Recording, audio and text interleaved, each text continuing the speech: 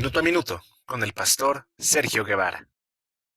¿Cómo están, queridos amigos y hermanos? Qué gusto verles. Día martes. Así es, esperamos que te goces en el libro de Efesios. Hoy vamos a empezar el capítulo número 4. Y algo muy interesante es que los primeros 3 capítulos el apóstol Pablo nos da pura teología. Sí, es decir, mucha teoría, pero es la base para la práctica. Así es. Y a partir de este capítulo, y al terminar su libro, vamos a ver puras cosas prácticas de cómo podemos nosotros llevar a cabo todo lo que nos dijo, de todo lo que Dios hizo para cada uno de nosotros, y ahora aterrizamos en las cosas prácticas. Capítulo 4, versículo 1. Dice así: yo pues, preso en el Señor, os ruego que andéis como es digno de la vocación con que fuisteis llamados. Así es. Fíjate que es muy interesante cómo el apóstol Pablo empieza a decirnos un llamado y una exhortación. Nos dice, les ruego, más que una súplica es, les ordeno. ¿Por qué? Porque dice que hemos de vivir de acuerdo al llamado que tenemos como hijos de Dios. Y recordemos cuál es ese llamado. Ser hijos de Dios. Exactamente. Entonces vamos a ver a partir de este instante cuál es la forma de vivir de todos aquellos que se dicen ser llamados hijos de Dios. Así que vamos a empezar. Versículo 2 hasta el 16. Vamos a ver cómo es la vida de aquellas personas que forman parte de la iglesia del Señor. Y para esto, este primer bloque tiene que ver con vive en unidad. Y la primera parte se trata en el versículo 3, dice que hay que guardar la unidad del Espíritu. ¿Y cómo se guarda la unidad del Espíritu? Más bien, antes vamos a ver qué significa la palabra unidad, porque a veces pensamos que la unidad es vestirnos igual. Así es, o tal vez estar unidos pero pegándonos.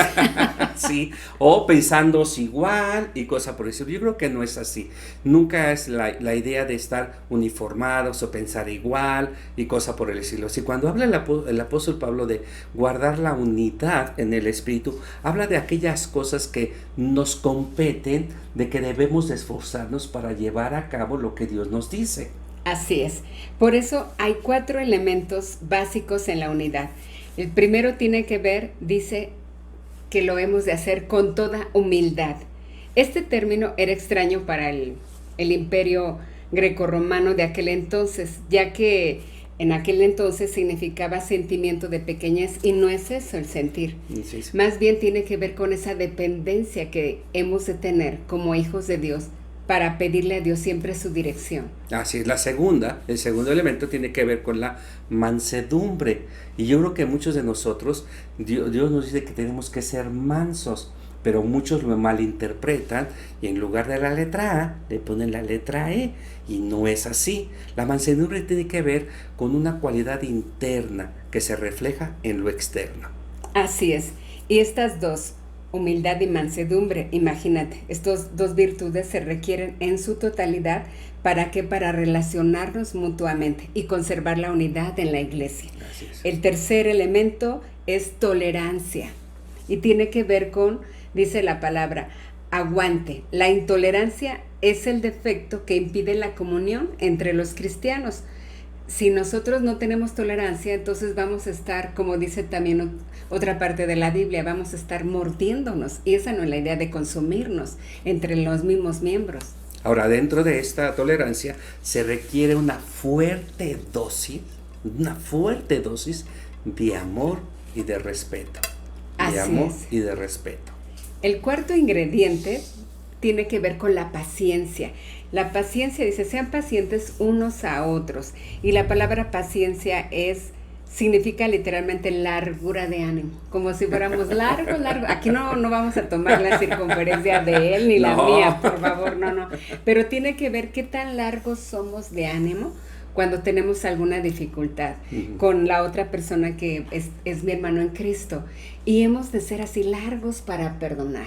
Así es, y más ahorita, ¿verdad? Que estamos en esta contingencia donde hay muchos roces entre las personas, necesitamos ser pacientes.